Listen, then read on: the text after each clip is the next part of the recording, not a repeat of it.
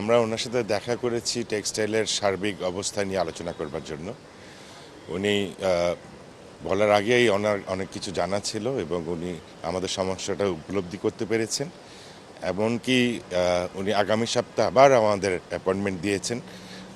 এত ঘন অ্যাপয়েন্টমেন্ট আমরা আগে দেখিনি, এত তড়িৎ গতিতে সিদ্ধান্ত নেওয়ার মতো যে প্রবণতা ওনার মধ্যে আমরা উপলব্ধি করতে পেরেছি।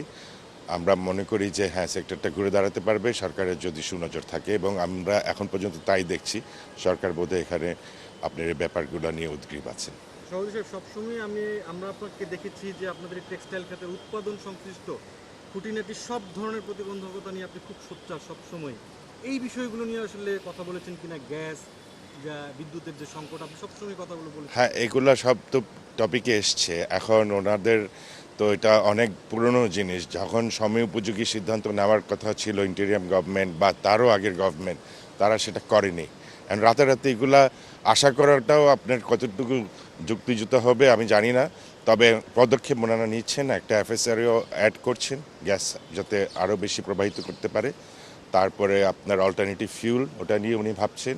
তো এইগুলো আমাদেরকে যে সময়টা লাগে একটা 15 মাস 18 মাস, এটা তো সরকারকে আমাদের দিতেই হবে।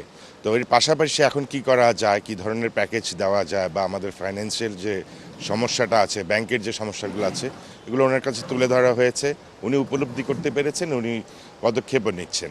এবং কি আগামী সপ্তাহে ফাইন্যান্স অ্যাডভাইজার সাহেব, কমার্স মিনিস্টার সবাইকে নিয়ে একটা দল করে দিয়েছেন এটা কি আরও কীভাবে সুরা করা যায়। আর ইতিমধ্যে উনি একটা 5% প্রণোদনাও আপনার ডিক্লেয়ার করেছেন, যেটা আমি মনে করি আমাদের এক্সপোর্টে সহায়ক হবে। এখন পর্যন্ত গভর্নমেন্টের একটি অন্যতম গুরুত্বপূর্ণ পরিকল্পনা হচ্ছে বন্ধ কারখানা চালু করা।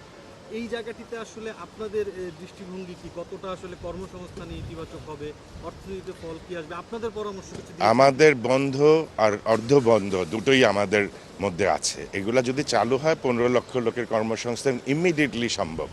এখন এগুলো চালু করতে হলে যে প্রতিযোগিতামূলক বাজারে যে ডাম্পিং হচ্ছে আমাদের উপরে, সেগুলাও ভাববার বিষয় আছে। ওনাকে আমরা তুলে ধরেছি এবং উনি ওগুলা পর্যালোচনা করে ব্যাখ্যা করবে, মানে ব্যাখ্যা আমাদের থেকে নিচ্ছেন, নিয়ে নিশ্চয়ই উনি এক মাসের মধ্যে দ্রুত আরও কিছু সিদ্ধান্ত নেবেন। সার্বিকভাবে প্রধানমন্ত্রী আসলে আপনাদেরকে কি বলেছেন, কোনো সহযোগিতা আপনাদের কাছ থেকে চেয়েছেন কি?